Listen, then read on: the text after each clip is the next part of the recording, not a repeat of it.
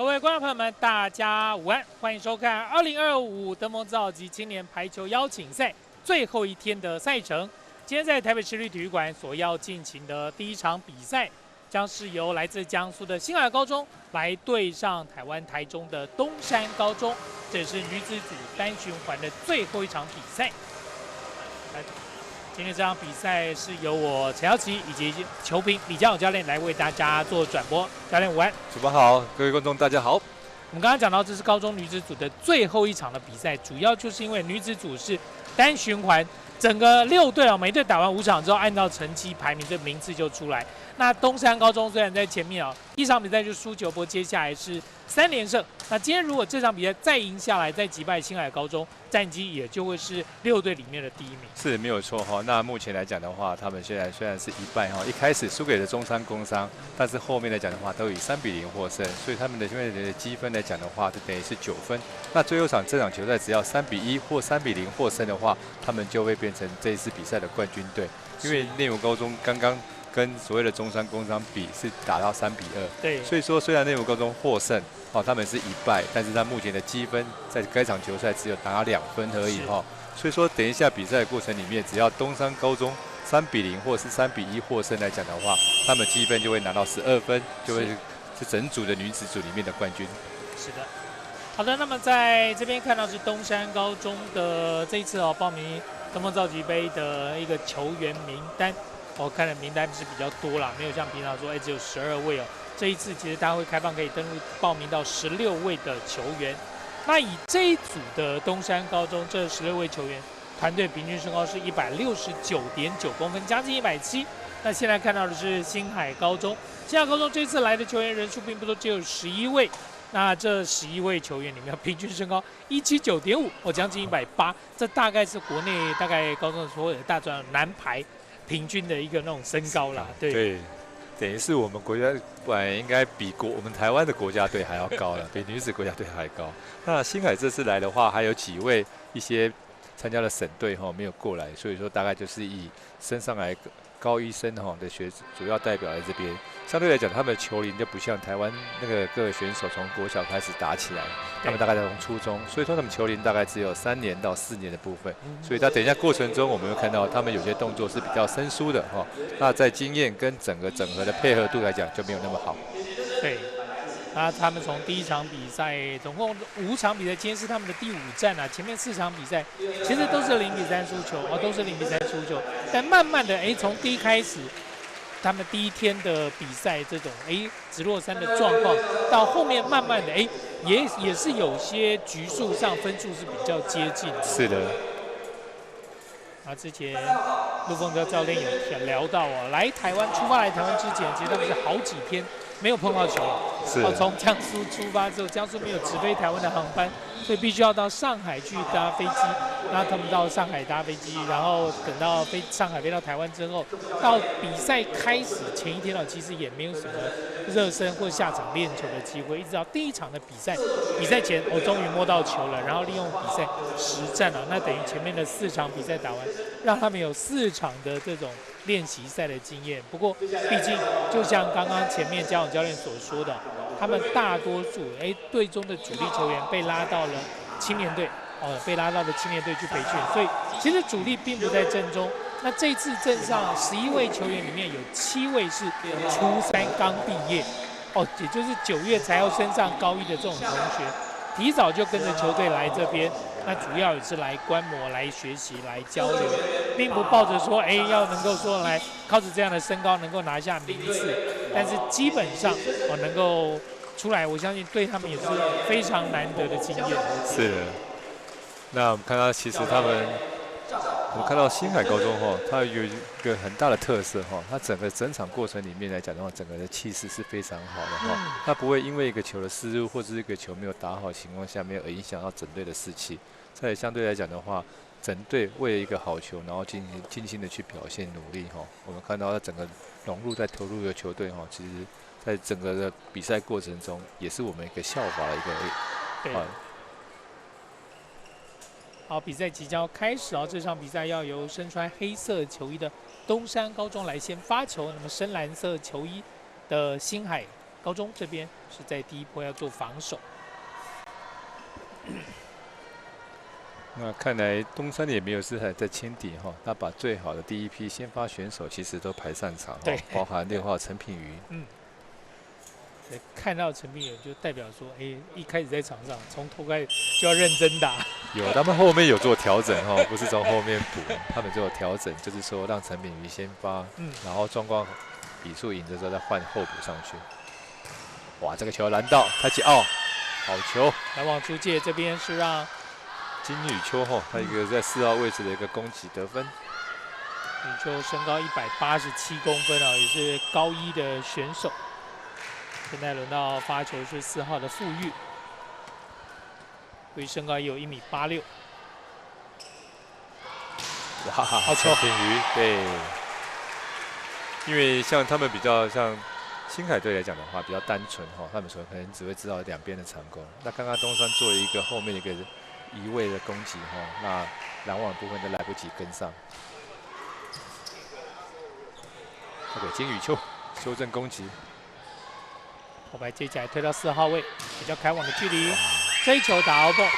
对，3号哈，许真轩哈。那其实，在之前我们在看到东山比赛的时候，我们一直在强调哈，许真轩那其实身高有快180了，对，但是他攻击的一个角度跟起掉的爆发力，其实哈都慢了一拍，最后面都没有跳起来的感觉哈。10号星海高中李义翘的发球，哇，好球！他很斜，这边出去伸单手要防守，但球直接接球出界。对，这是东山的一个高1生哈，陈廷一，从明湖国中毕业，那也是U16的国手。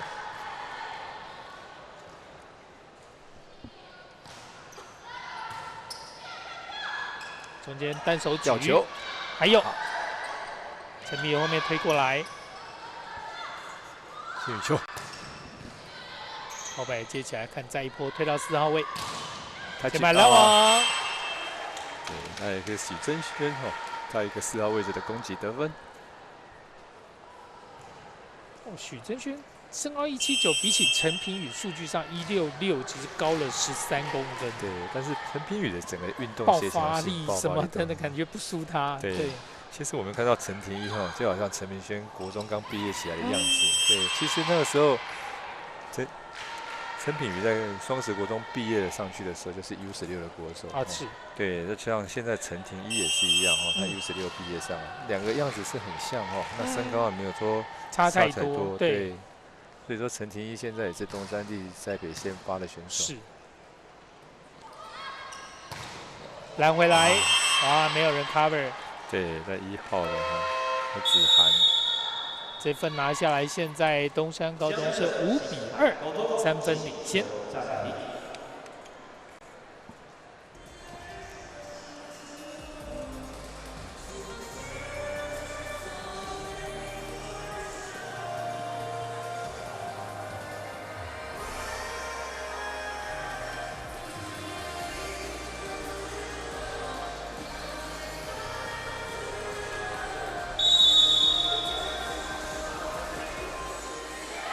星海高中在大陆算是发展排球相当早，而且成绩不错的学校。对，以女排为主哈。对。那这场球赛东山哈，因为有几位都是 U19、U16的国手，其实都有打国际赛哈，所以说对这个身高高个子来讲，没有太陌生了。对，他们都知道说跟高个子的打法怎么打。等到要发球是星海高中的金宇秋。初中毕业187，不知道接下来高中会不会再长高？我们也有个很高的陈曦，17号，他也是初中毕业，现在高180，差一点。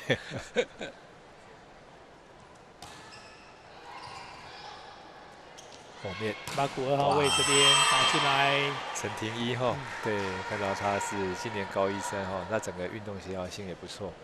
他整个攻击能力哈，再来就是他的整个爆发力啊，其实算真的不错。然后再来就是他也会跳跃发球。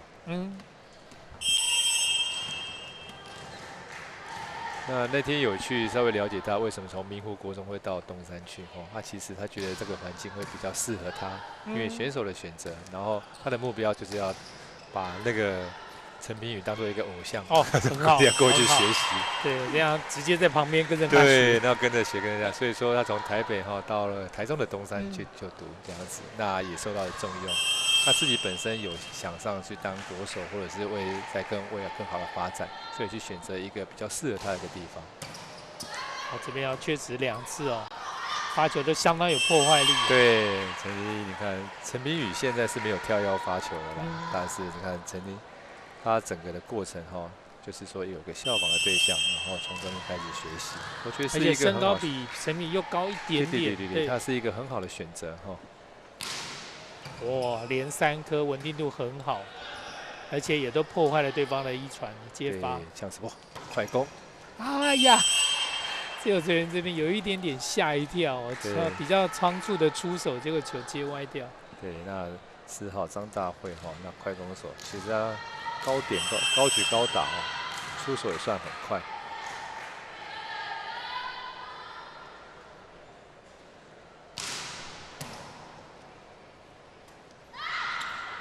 稍微的进攻被拦到，还有顶高后排修正，球好球，曾宇修的后排攻击，他转直线，还有啊，2个人抢了，哇，可惜的这个交叉之后后面的球没有人来补。对，应该自由球员主动去救因为我们知道自由球员的主要任务就是防守为主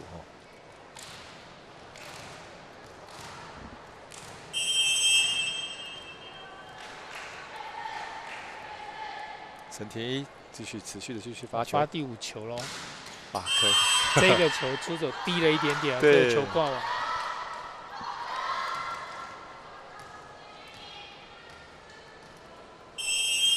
然后发球12号董植冉，新海高中这边身高是185的球员，他是2年级的学姐。哇，这个球发漂浮，但是直接挂在网袋内。对，11比4。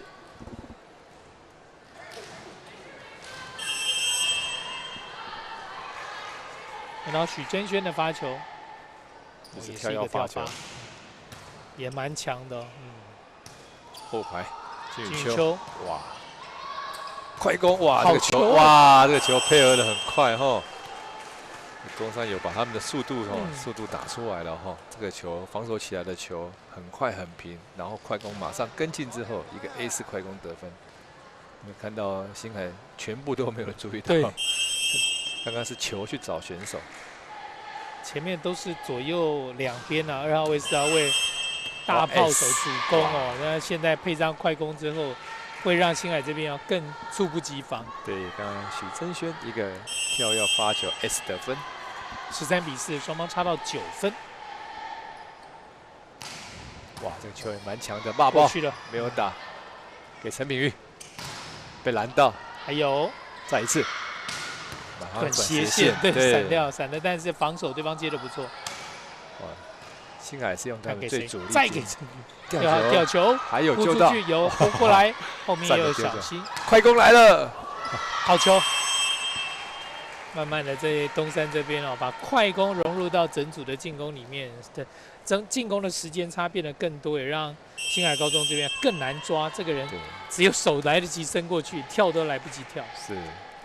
许正轩也要发第3颗，哇，又给 S 球，已经2颗 S 了。对，那金宇秋来讲的话，他要先接发球因为他在后排也有个攻击所以说要先接发球之后再准备攻击。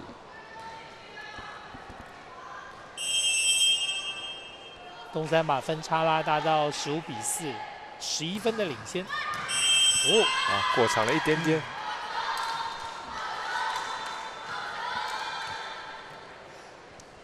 今天的比赛同样是也有提供这个鹰眼挑战系统，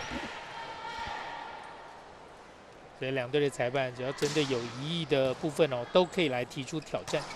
快攻让我们看到东山这波连续的使用快攻。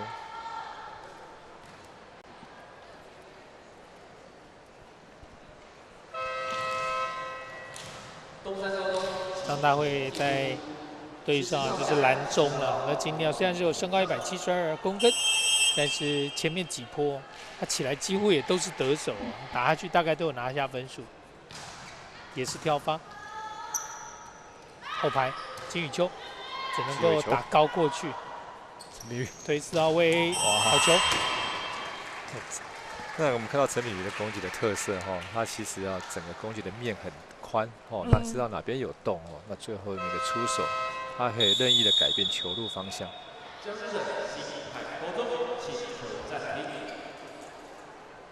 分差来到12分，星海高中这边也再度喊出暂停。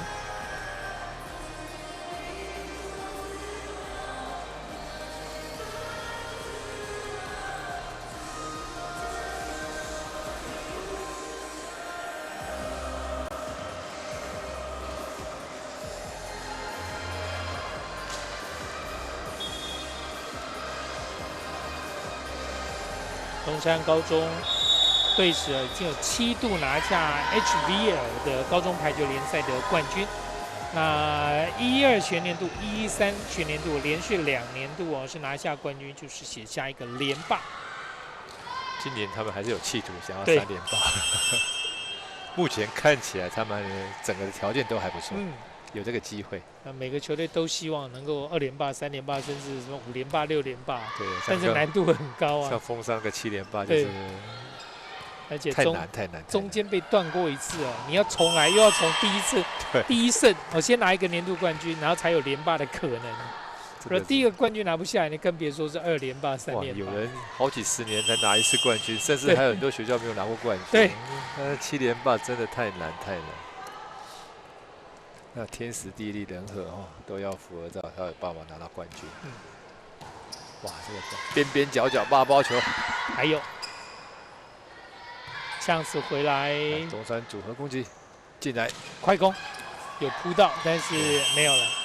对，发现到那个星海高中的中间手对拦网快攻的速度都慢了一拍。对，好像对方要打的时候他才要跳但是等他手起来、跳起来，球已经进来了。对，应该是教练有下达用快攻因为知道可能星海，但中间手对快攻都慢没辙，对，所以持续的使用快攻。直接接球出界，这分拿下来，东山高中已经来到20-5，领先15分。原定这场比赛是下午的1点钟要开打，但是因为前面的赛事时间比较长，所以是2点5分才开打。好赛，幸好挥棒落空，不然就送了，送分哦。对，6-20。所以以前看过打球的人要玩假动作，后面就假装这样跟你挥一下手，但还看过不小心就碰到，真的 touch 到，对。哇，陈美攻击这个被南中的吞下去即便你身高跳起来手比我高这么多，陈品没有在怕的。对，但是这个时候慢的一拍之后手没有伸过去那造成球整个吞下来。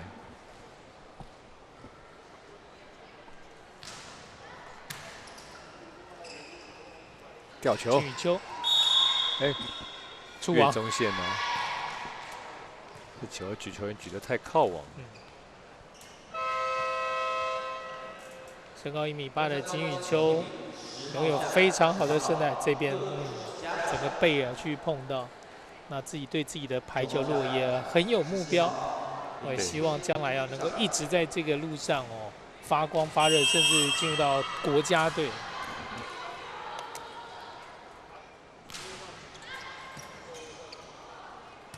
修正，再来还是金宇秋好球。哇，直线，陈明一个直线 touch out。那4号的傅一兰，我笑了，把球都出界，还是苦笑啊，没有办法。那星海高中来这边台湾刚好前天的时候碰到台湾刚好有个地震，他们全部刚好在收操，地上全部都吓了爬起来。可能在大陆他们的省份是不会像这样的地震，对，吓到。大陆很大，不是每个地方会有地震。对，他们本来在收操，然后整批就跳起来。斜线攻击得分，哇，这个球好球，对。他在线上。对。那曾宇秋主要星海高中是靠曾宇秋的攻击哈，对，不管是前排后排都靠他。哦，真的哦，搞不好几年后有机会就看到国家队里面真的看到他，看到他的名字。哇，很长，很长硬赛，对。25-7，这一场东山高中对上星海高中的比赛，第一局由东山高中以25-7拿下。我们稍微休息一下。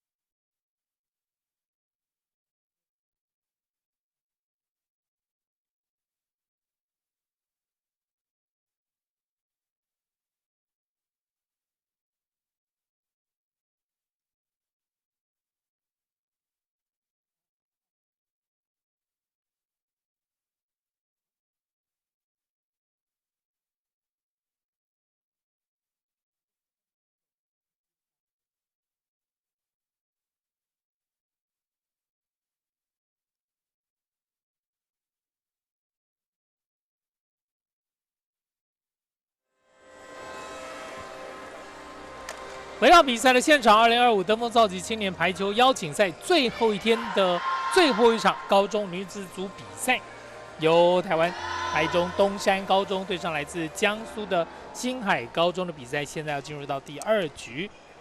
那第一局东山高中25-7轻松拿下，现在双方交换场地。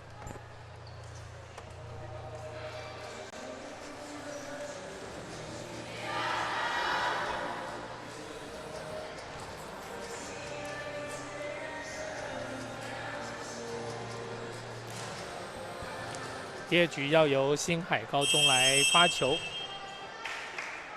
即将发球是6号的陈宏熙，身高1.76米，也是他们1年级的球员。对，那东山高中还是持续的使用快攻哈。对他们这一局应该是有机会，就是利用练习这个快攻几个攻击手，因为我们知道发现今年的东山在快攻的部分来讲的话，没有以往那么强哈，所以他们现在在把练起来，中间再加强练更好，因为晨曦才高1生而已，整个经验上来讲也不是那么丰富的情况下面，那要拿一个冠军，或者是要各场球赛都要赢的情况下面，不管是中间手或者是主攻手都要赢，不能只靠陈平宇一个攻击手而已。你只靠主攻哦，你到了第2波、第3波、第4波，你一旦攻击来回多的时候啊，说短时间那个体力真的没办法恢复。你要改变攻击突破点。邱正球，哇，左撇子这边打进来。对。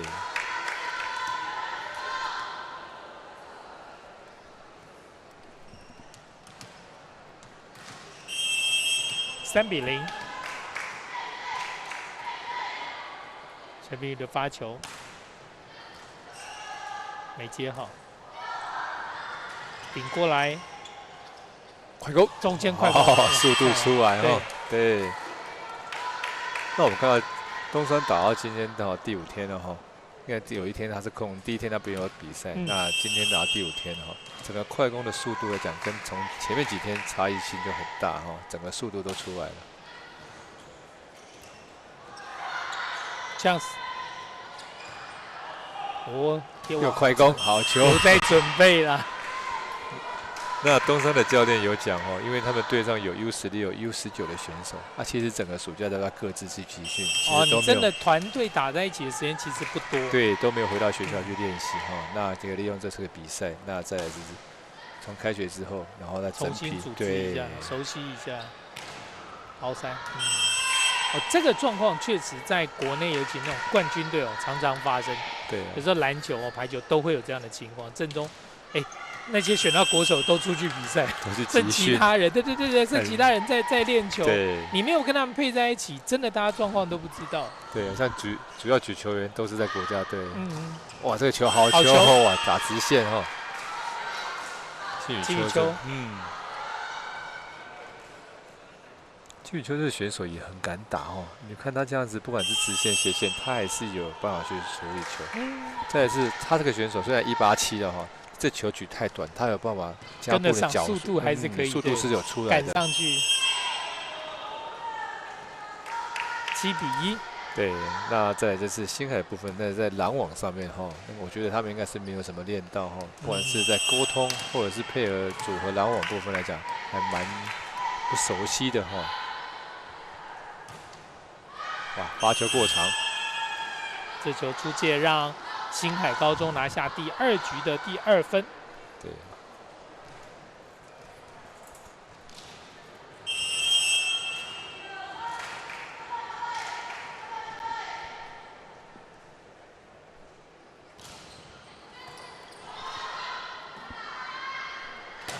许正轩这个球，自由球员出手，结果其实感觉会出去啊，但他还是出手去接啊，也接到界外去。犹豫了。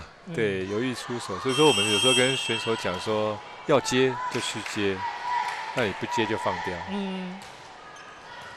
哇，这个球没有接到位置，好救回来。哇，界外，救回来，但是顶到另外一边还是出界。这时候应该在往下的球应该用上手哈，找一步在往上，比网子高的时候就赶快处理掉。等到球掉到网子里面来讲的话，其实根本没有角度跟空间可以送到对方去。哇，球又接歪了。好，东山机会来，看会不会做一个组合，直接送过来，快攻进去了。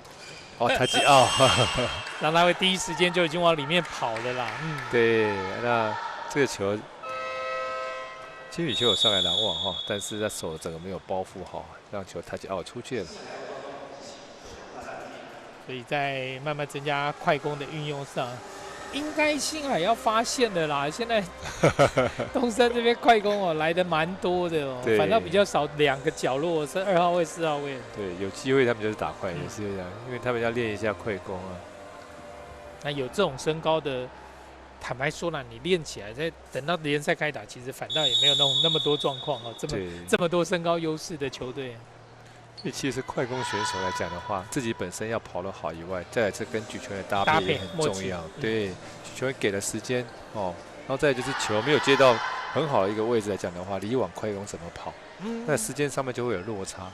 那或者是讲你要靠网、贴网，还是离举球员近，或者是离脚步部分怎么去配就很重要。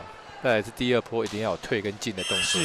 所以说这个部分来讲的话，平常有练习就算了，但是你还要跟自己的举球员搭配才会去。刚的暂停回来，结果发球挂网，现在换成星海高中发球，现在比数10-3，领先的还是东山高中。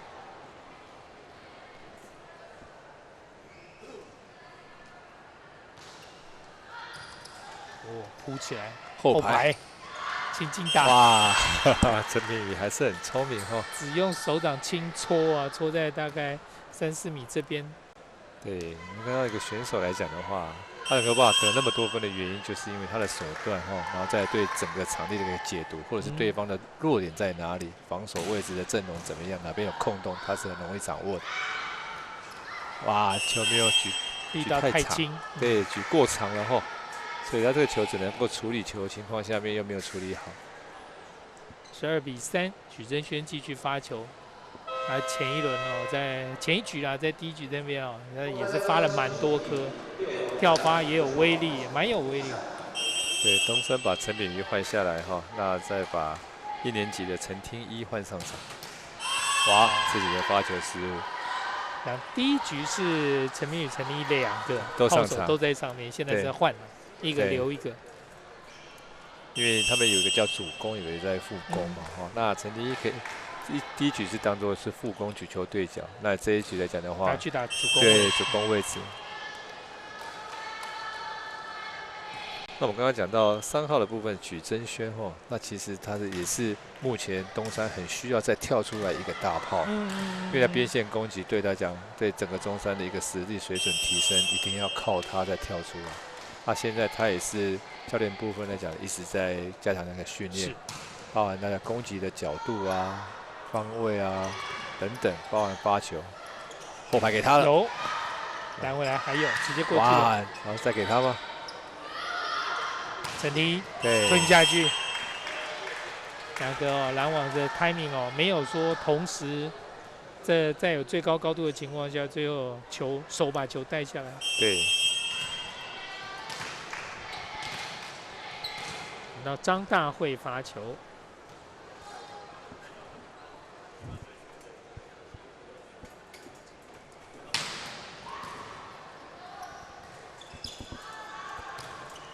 哇，还有，哇，这球救得漂亮。像这种球就会被骂，你们注意把球收起来。修正球，打在手上，吞下去。哦吼！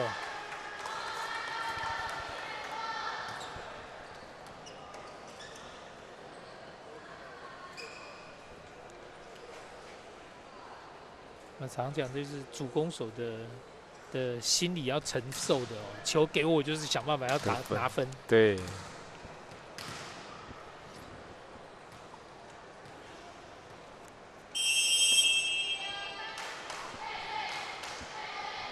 东山高中继续发球，15-4，领先11分。哇，直接发球得分，抢了。10号张大慧。他是快攻手，然后是跳跃发球。东山团队现在蛮多有这种具有跳跃发球能力的球员。是。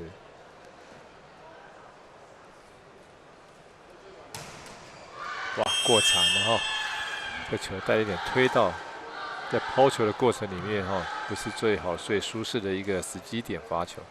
跳发跟攻击手的攻击很类似，但主要取决自己抛球的角度跟高度。对，再来是最后出手不是直接往下扣，而是只要把它带长出去，让球有一个抛物线过。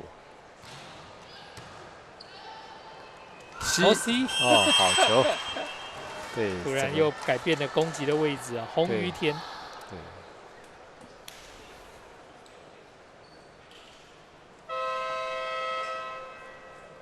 17-5。来换举球员。对，把举球员张庭伟换下来那再把岳子嘉。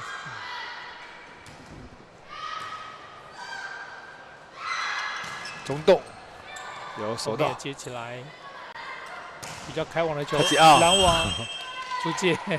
对，那这个球来讲的话，我们也会讲说，在东山修正这个球的时候，陈立一的助跑不够出来，绕了不够大的情况下面，但是这个球过长的情况下面，他只能靠身体自己的个人素质能力把球处理过去而已。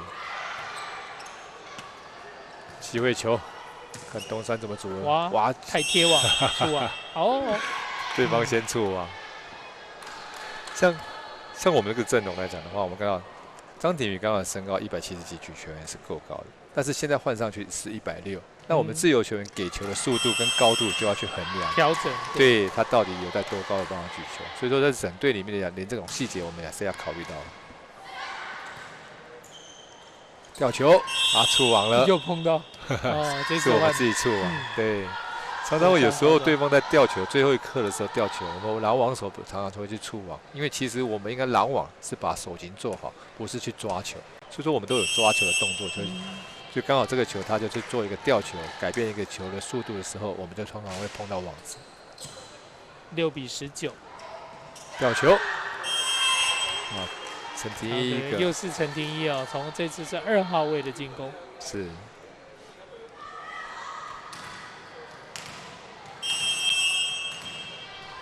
然后星海的部分的细腻度比较差一点哈，基本动作还不是那么好。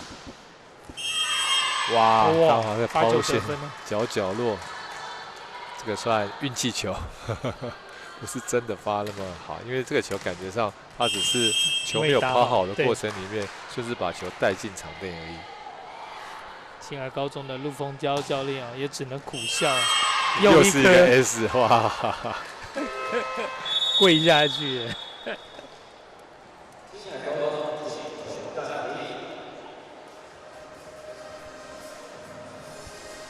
接连这2季的 Ace， 现在东山高中21比6，哦，领先分数有到15分。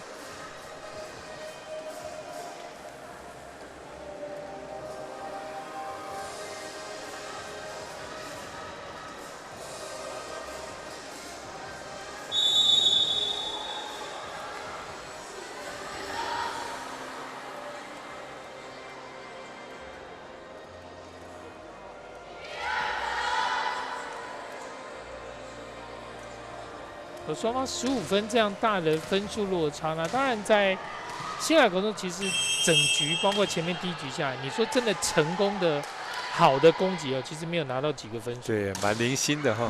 哇，然后再就是从接发球他们都没有办法做到的情况下面哦，所以说其实很难去打，就算他今天金羽球的前排要给他发挥也很难。因为连第一个接发球，球员手上，对，连接发球都接不到，再来是拦网也拦不到。哇！就球员直接突破，第2时间，好攻击得分。许真轩，对，许真轩来讲的话，脚步可能要多加强一点练习哦。那因为他助跑跟整个的流畅度还不是那么完美，他还是有很大的发展空间。真的练起来，东山真的会是很可怕的球队。对，有陈彬宇，有陈立一这种。非常身形灵活、技术又好的大炮手，再加上有身高的炮手，是。哇，好斜线啊，界外了哈！曾宇秋这个打斜线出界了，直接打在教练的脚上。对，我们看到这一波哈，各自2波的攻击哈，也做得很好。界外球，所以说这个应该是结束了哈，该局应该是25比6，东山高中再以25比6拿下前面2局打完，东山目前是2比0暂时领先星海高中。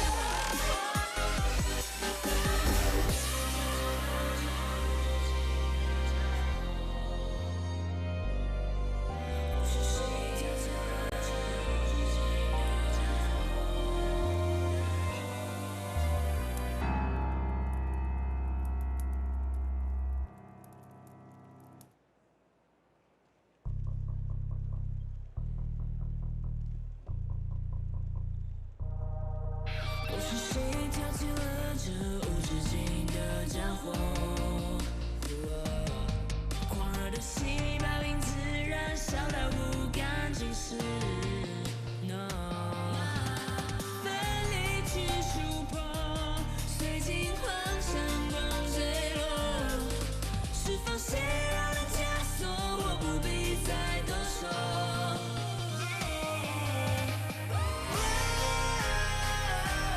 铜墙铁壁不攻自破，要解放自我。这是我的传说，曾经不是所有。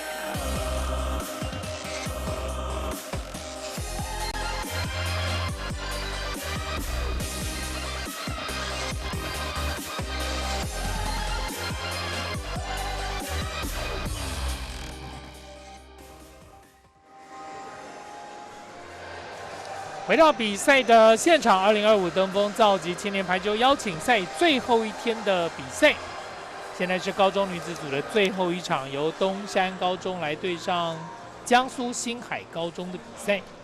前面2局，东山是以25-7、25-6连拿2局，已经听牌。这一局只要再拿下来，就可以拿下这场比赛的胜利，而且也可以拿下今年登峰造极青年排球邀请赛的女子组冠军。感觉难度应该是不高，那就看说，新海在这一局会打出什么样的内容呢？是。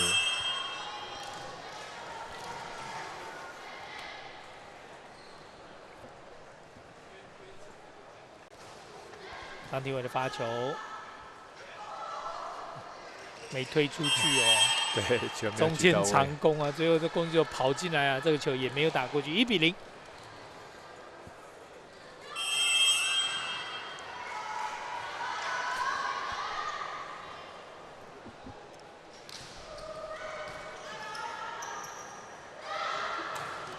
这一球后排接歪，还有，对，要把它救回来。好，第3球送回到新海高中这边，快攻，有，难得。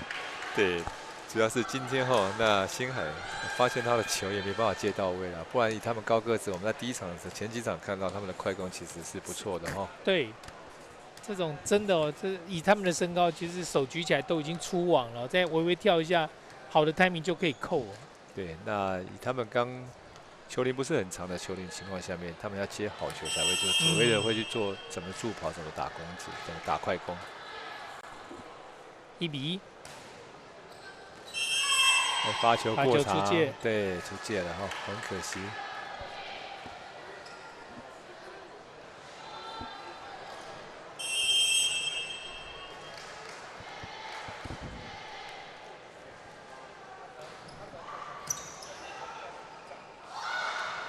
举球，哇，好球！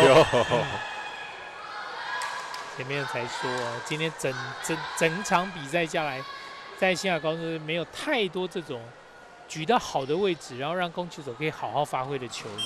对，假如球有办法举好的话，其实曾宇秋的攻击能力还是蛮强的。对，虽然说只是初3升高1但187公分的身高。加上他其实是有弹性，他也跳得起来。对，手腕打得包到的话，球也是蛮强的。可惜啊，拦网处中间手12号童子南。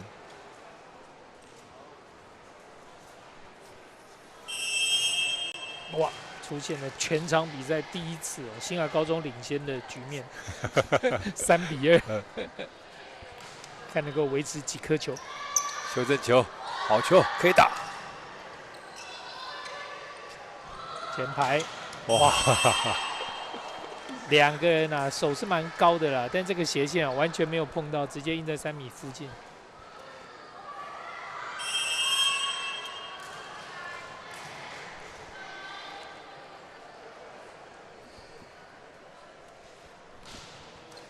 哇，好，发球的挂网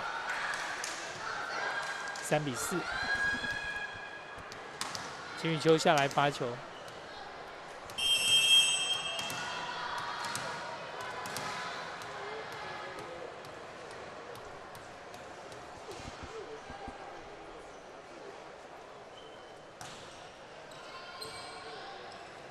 快攻，哇，好久，对位都没有对到哈，蛮可惜的哈。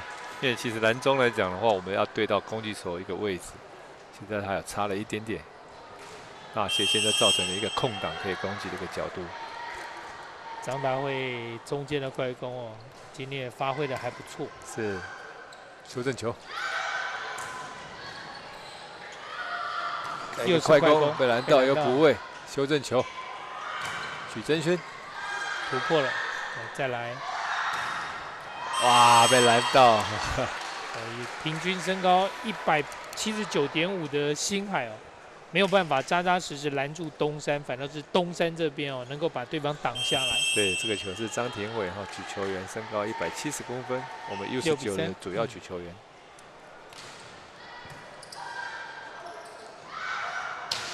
他起有修正球，许真轩还是能打哦，好球，再给4号位。哇，过长了哈，界外。因为我们刚刚看到6号陈鸿熙的一个助跑哈，他比较没有办法掌握球一个落点，所以你看他进进出出这样很急很赶啊，代表是他的球在整个练习过程中还没有到一定的阶段。哇，这就打出界。许真轩有时候哈，但是无意的失误还算蛮多的啦，这是比较不可，就是说教练部分的，如果让他再更谨慎一个处理每个球，就是说要训练的一个方式。4比7，太极没有太极，对，又失误了哈。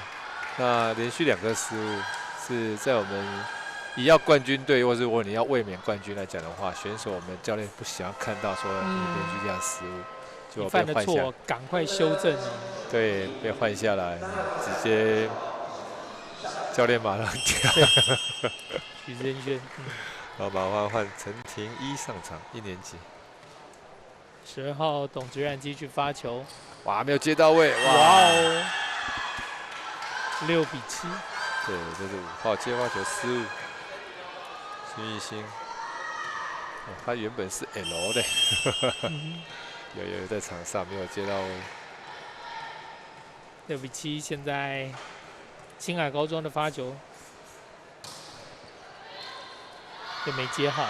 谁修正？没有人修正。大家都在看哦，最后要出去来不及了，7平。哇，这连续失误哦。一个抱抱球打界外之后，连续的失误哈，包含接球。董哲然要发第4颗球。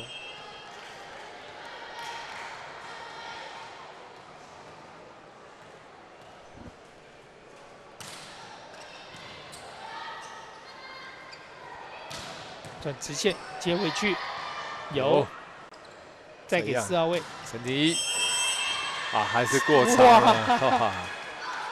这个球在攻击出界之后，8比7，星海高中1分领先。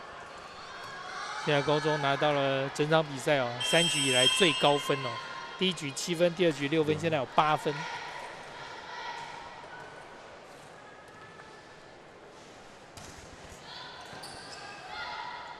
修正，只能修正球。修正球，陈妮。哇，爆包！中间直接砍下来，张大慧。好，8比8，双方现在平手。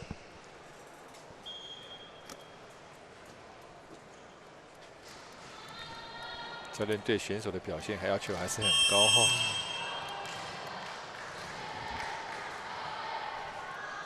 陈廷一的发球。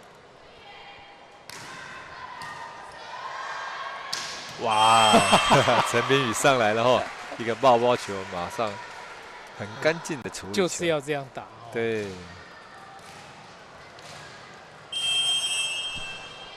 9比8，东山高中再度要回领先。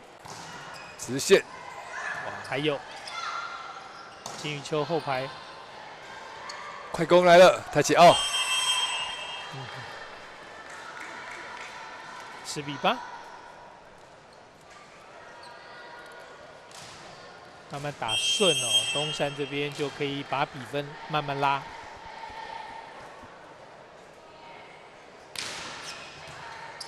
打包又来了，有一颗哇，哦，陈明有接到，有接到，被陈宇秋接到，哇，可惜。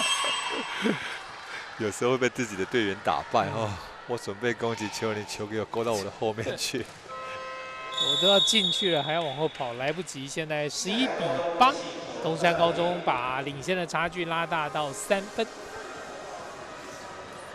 今天这一场高中女子组最后一场的比赛打完之后，有2场男子组的比赛，分别是高中男子组的第3名之争以及冠军战。稍后就为大家带来的比赛。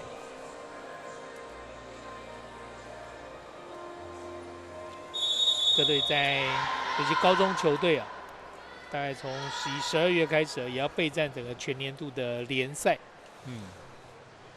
那在暑假之前，比如说暑假之前利用还没有开学的期间不断的训练友谊赛、杯赛调整。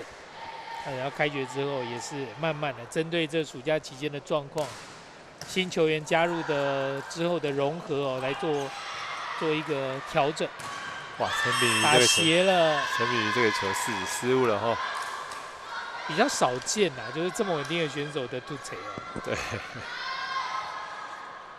失误都是难免的哈，但是说你不要连续的失误，或者是说你下个球马上做一个修正。这才是个好选手哈！这边就完美的修正，快攻来了！哇，好球！今天快攻跟得很不错，对。不管球接这个落点，其实我们把一整块网子分为9公格，1、2、3、4、5米这样子。不管接到前面哪个位置，其实快攻手都要学会跑。那这个部分就要平常的练习跟他脚步的运用。哇，差了一点点，界外了，对。球出界，是10-12。挑战硬赛奥赛。好，这次总算也用到了啦，在今天决赛也要来使用鹰眼的挑战系统。界内界外。那主要碍于在台北体育馆现场没有这种大荧幕可以来连接画面，所以现场看不到。现场没有办法看到说，在这个挑战的时候，鹰眼的系统呈现了什么样的画面？但是在这边是由场边的鹰眼系统工作人员再把结果传回给裁判，由裁判来做宣告。对，但是在转播上面是看得到的。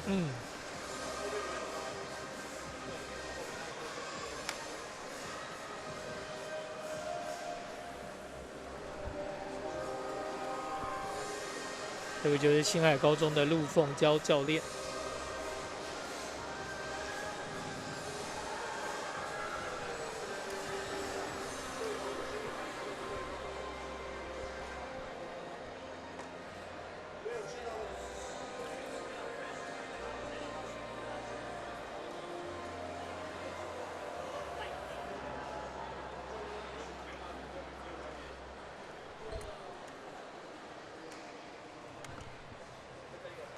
哇，看很久啊！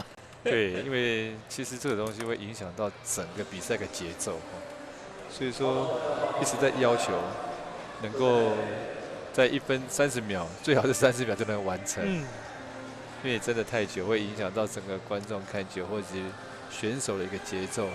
因为原本的节奏是这样，因为这样子大家在那边等待，而影响到整个一个节奏跟自己的一个回到球场上面一个打球的感觉。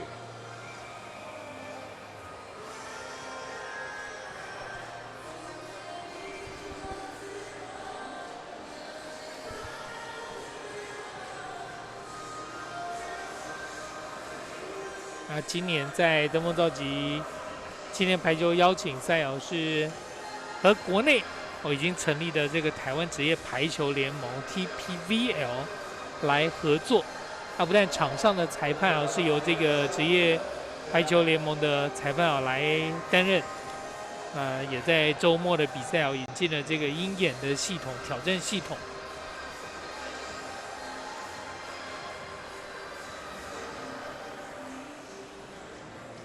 所以对于喜爱排球的朋友来讲，今年很热闹，比赛非常的多啊，除了学生联赛啊、中学、大专，另外包括了企业排球联赛或者职业排球联盟，比赛非常的多。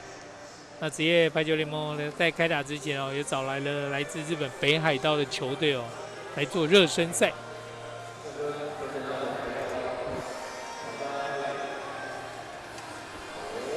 来看界外。摸到，站到边，挑战成功，硬赛。这就是各种运动不一样的地方啦。排球运动是只要有碰到线，对，压到线都算界内，摸到一点点。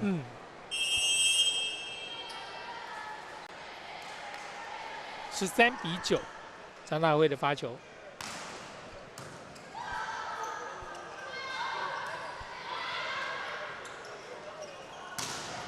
奥赛，哇，这个陈炳宇这个挪扣的情况下面打奥赛，打飞镖，10-13。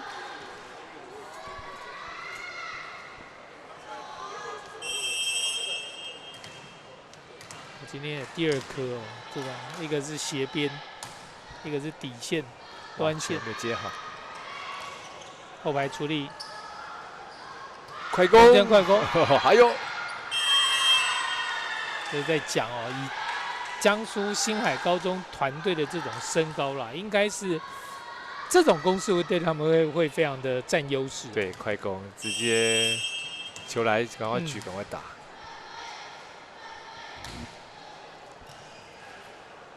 C 单脚还有持球了，对，2次。连持一，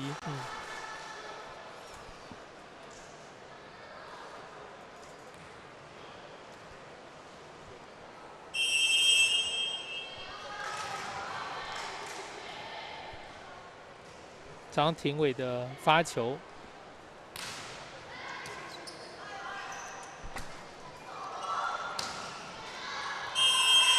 进球的处理球哈。对，这就只是戳，但是力道也大到直接出界。15-11，张廷伟继续发球。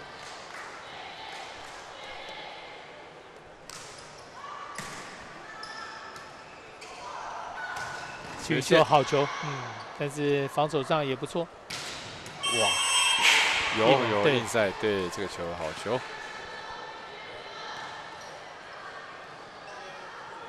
16-11。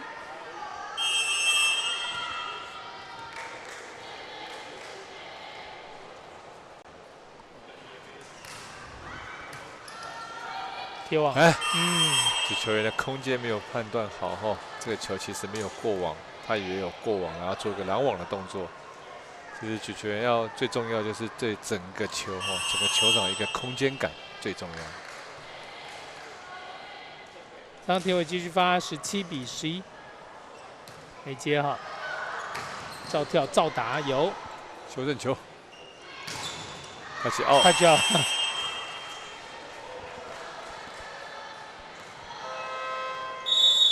18-11。分差被拉大到7分之后，星海高中喊出暂停。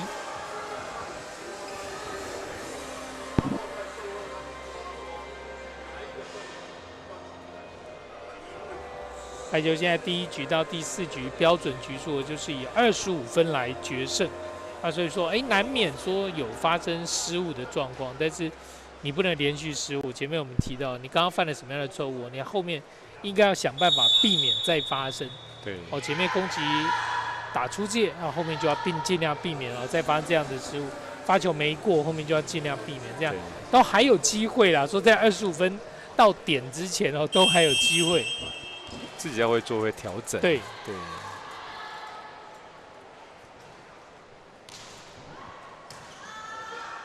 修正球，小球，马古打进来，还是硬的。这是14号林千玺一个攻击得分。19-11。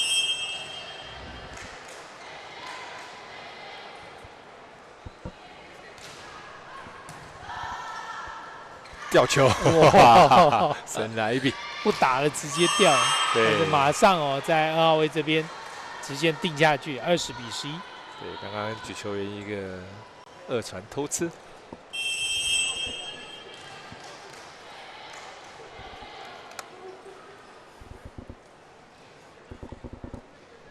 分差来到9分，过长了，界外球。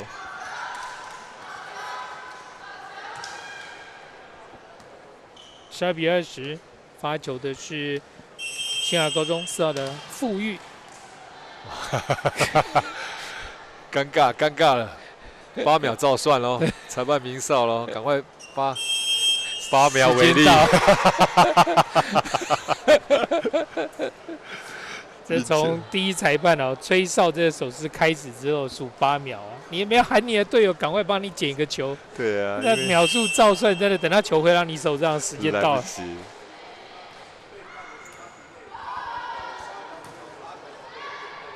在国际赛后面会用一个8秒时间啊，裁判鸣哨完之后会有一个8秒给他看做参考，包含你摄影机都会照到8秒倒数。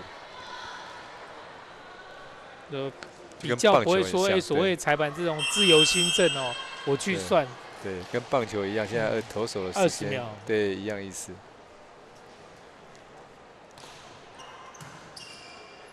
快攻，中间快攻，有，中间高打，哇，高举高打，打在2个人之间，这一分再拿下来。哦，当然前面就是先守住对方这个快攻啊。对。很聪明的将球打到底线，23-12，距离东山高中拿下这场比赛的胜利哦，以及今年杯赛的冠军，现在只差1分了，24-12。现在来到赛末点，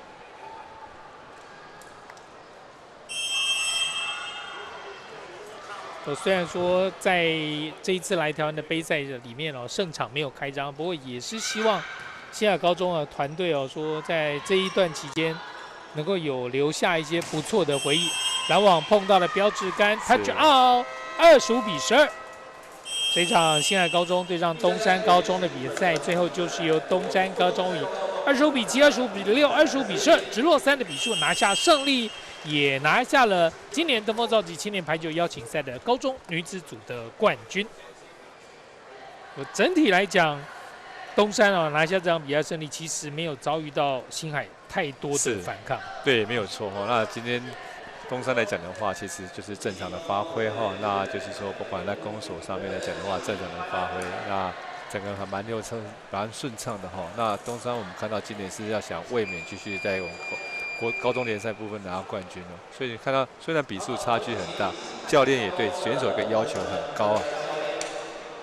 那星海，我觉得他们其实还可以再多磨练哦，因为他们最起码有身高的优势，然后慢慢练起来，从基本动作再好好的调整，好好练。再来就是整个对，最起码他们是对这个排球是热爱的，他们是喜欢的。那我们相信说，在不管是多久时间，他们一定会有所成长。对，如果说同样啊，在明年的这个期间。一样能够再邀请到新海，也许我们就很清楚看到他们1年过去的成长。不一样，不一定来这边拿前3名或拿冠军，因为他们高1、高2而已吧。对。好，这边我们再稍微休息一下，广告后再回到我们的比赛现场。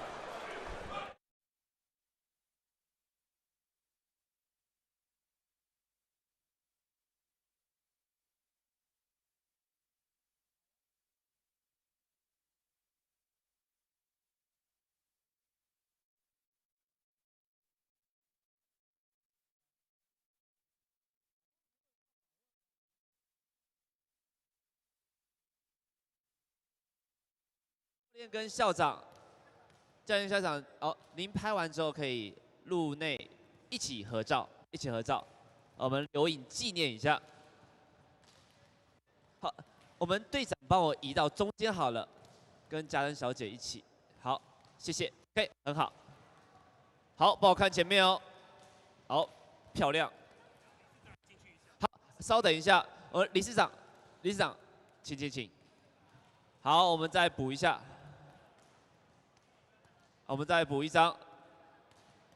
好，西海高中同学们，摆出你们最漂亮的笑容，开心可爱。没错，漂亮的笑容，赞赞赞！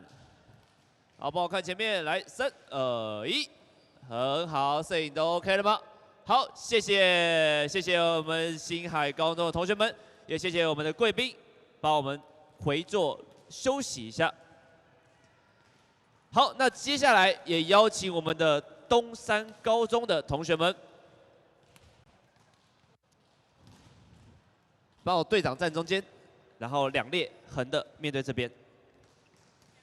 好，站，效率。好，接下来也邀请我们的中文文化教育暨体育交流促进会的李树令理事长。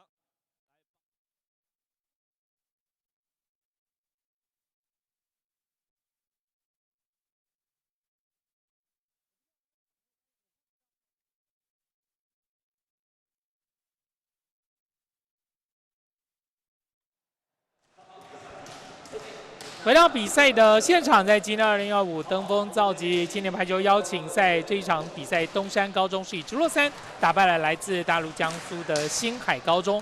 那我们在现场访问到了东山高中的蓝中球员侯宇田，来先聊一下今天这场比赛，直落3算赢得轻松，但聊聊看说自己在场上的发挥。我觉得我今天的表现比前几天来的还要再好很多，因为我觉得前几天我很紧张，放不开打，然后今天就比较放得开，然后也比较会得分一点。放不开紧张的原因是什么？跟大家分享一下。太久没打比赛。也不是，就是有电视转播。对，而且观众很多，所以就会压力很大。啊。是因为第一场比赛输掉，所以压力很大嘛？也是。好，那今天其实最后一场比赛面对来自江苏的星海高中，团队平均身高是一个快180公分的球队，跟这样的球队其实国内比较没有这样的机会，跟这么高的球队来打起来感觉怎么样？就是我觉得他们都很有拼劲，然后身高也是他们的优势，所以在拦网这一块就是他们比较有优势一点。可是优势对你们打快攻，好像他都没有拦到呢，没有注意到，没有抓到你们的节奏。对，他们可能节奏比较慢一点，所以跟不上。他们真的有7个是初3呐，初3毕业才要升上，包括主炮3号，他都是还没有真的念高1的球员，可能比较嫩一点点。好，那今天在这个杯赛里面，登峰造极暑假期间呢，等于是暑假的尾声，拿到了这个杯赛的冠军，对球队来讲当然是一个好的事情。但是我想东山高中在面对今年的高中排球联赛，还有更大的目标。有，当然就是联赛要冠军。对，那自己怎么看说今年也跟其他国内的中山啊、内中啊这些球队有交手？怎么看说即将要开始的这个新的联赛的赛季，有什么样的期待或怎么样的感想吗？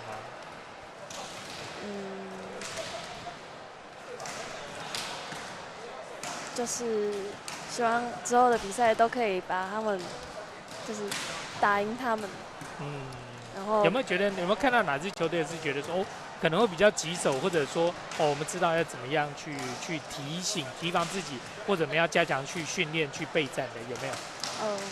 我觉得我们的拦网需要再更加强一些，因为这几天打下来，我们的拦网作用就是没有收到很大。好，拦网的部分还要加油。好的，谢谢于田接受我们的访问，那也恭喜东山高中拿下了今年登峰造极青年排球邀请赛的冠军。在这边我们再稍微休息一下。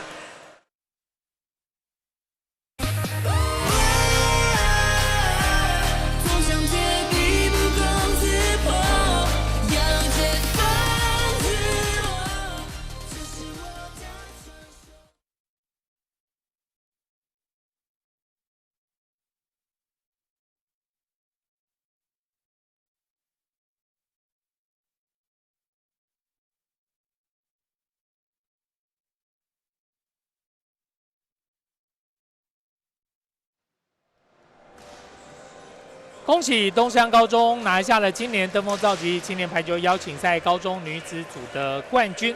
虽然前面意外吞下了一场败仗，但接下来的表现如倒吃甘蔗，越打越好。那么也期待东山高中在今年的联赛里面能够如愿拿下3连霸。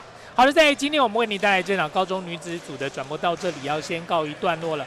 我是主播陈瑶琪，以及今天球评李教在这里先跟着说声再会。稍晚还有2场精彩的男子组比赛，请持续锁定我们的转播，拜拜，拜拜。